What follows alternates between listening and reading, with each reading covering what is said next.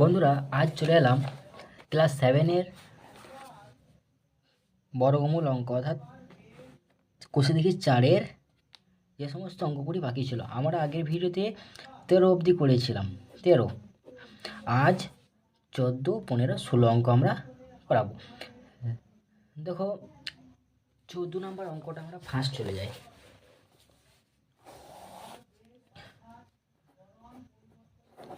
দেখো কি বলেছে, দেখো বকুলতলায় একটি পুকুর সংস্কার করতে পঞ্চায়েতে যতজন লোক নিযুক্ত করেছিল তারা ততদিনে কাজ করে মোট 12,375 টাকা পেয়েছেন। প্রত্যেকে দৈনিক যদি 55 টাকা পান তবে কতজন লোক কাজ করেছিল, অর্থাৎ লোকটা বাই করতে হবে। প্রত্যেকদিন 55 টাকা পেত এত টাকার মধ্যে। এবারে বলছি লোক কতজন কাজ করতো সেটা আমাদেরকে বাই করতে হবে। সর্বপ্রথম আমরা কী করব, 12,375কে 55 দিয়ে ভাগ করে দেব। তাহলে কি মোট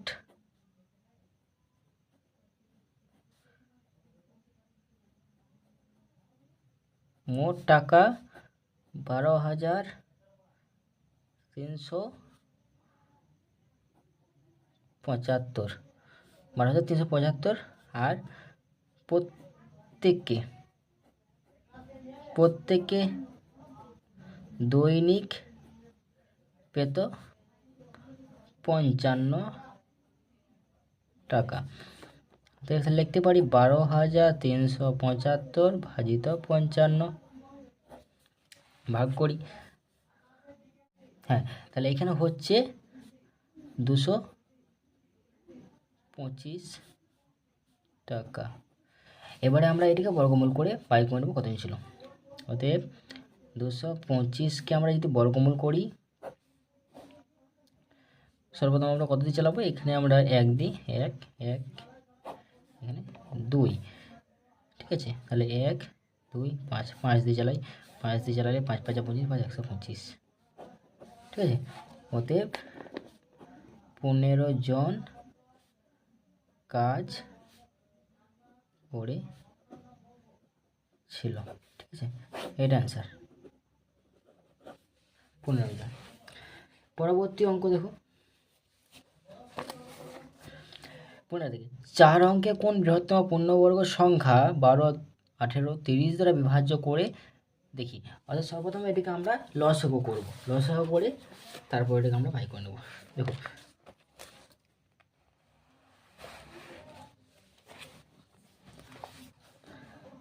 তাহলে আমরা করছি 15 দাগেরটা।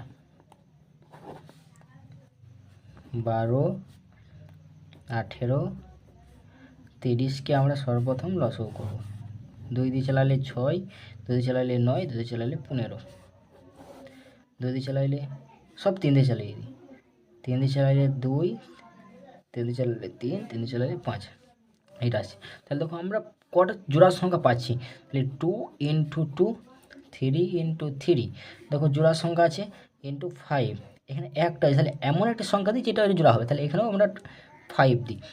তাহলে 3টিকে আমরা গুণ করে পেয়েছি 2 4 900, সবটাকে আমরা যদি গুণ করে পাই 900।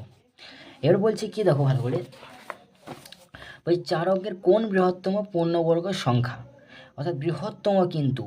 তাহলে 900 আমরা দেখি, প্রথমে আমরা 900 × 1 সমান হয় 900, 900 × 4 সমান হয়, যেমন 0 2 0, 4 9 36। এটা হচ্ছে সবচেয়ে আমাদের ক্ষুদ্রতম এটা সব থেকে, এটা তো আমরা পেয়েছি 4 অঙ্কের ক্ষুদ্রতম সব থেকে এটা। যদি ছোটো বলতো তাহলে আমরা এটাই অ্যান্সার ধরতাম, কিন্তু বলেছি এখানে বৃহত্তম। তাহলে 900 × 9, তাহলে দেওয়াল 0 81, এটা অ্যান্সার, ঠিক আছে। 81 হচ্ছে আমাদের বৃহত্তম সংখ্যা, ঠিক আছে, এটা অ্যান্সার। পরবর্তী অঙ্কটা কি বলছে দেখো, 5 অঙ্কের কোন ক্ষুদ্রতম পূর্ণবর্গ সংখ্যা 8, 15, 20, 25 দ্বারা বিভাজ্য হিসাব করে দেখি। 16 দাগের অঙ্কটা দেখো, 16 দাগের 8, 15, 20 আর 25, এগুলোকে সর্বপ্রথম আমরা লসাগু করব। 2 দিয়ে চালালে 4, এখানে 15 15ই থাকবে, এখানে 10 হবে, আর এখানে 25 25 থাকবে। আবার আমরা 5 দিয়ে চালাই, ঠিক আছে। 5 দিয়ে চালাইলে এখানে 4, ঠিক আছে। এখানে থাকছে আমাদের 3, এখানে 2, এখানে 5। আমরা 2 দিয়ে চালাই, আবার 2 দিয়ে চালাইলে হচ্ছে 2 3 1 5, এটা হচ্ছে। তাহলে আমরা করি 2 ইন্টু 2 ইন্টু 2, তারপরে 5 ইন্টু 5 ইন্টু 3। দেখো এখানে 3টি 2, অর্থাৎ দুটো 2 মিলে যাচ্ছে, একটা 2 বাকি রয়েছে, এখানে দুটো 2 মিলে যাচ্ছে, এখানে একটা 3। তাহলে আমরা একটা 2 আর একটা 3কে আমরা গুণ করব, একটা 3 আর একটা 2, এগুলোকে গুণ করবো, ঠিক আছে। তো এখানে 8 5 40, তাহলে 6 2, হ্যাঁ তাহলে 3600 হচ্ছে, 3600 হচ্ছে, ঠিক আছে। কত হচ্ছে? 3600।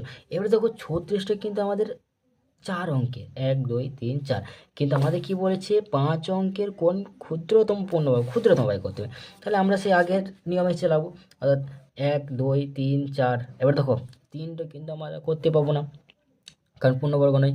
যেটা পূর্ণবর্গ সংখ্যা, যেমন 1 4 9 16, তারপরে 25 27, অর্থাৎ এরকম 64, এরকম করে করে যাবে, ঠিক আছে। তাহলে আমরা কি করব, 3600 ইন্টু 1 করলে হয় 3600, এটাতে এটা হলো এক ব্যাপার। এবার আমরা 4 দিয়ে করি, 3600 ইন্টু 4, তাহলে 0 0 0 0, ঠিক আছে। 4 6 24 4, তাহলে 2 3 4 12, তাহলে 14।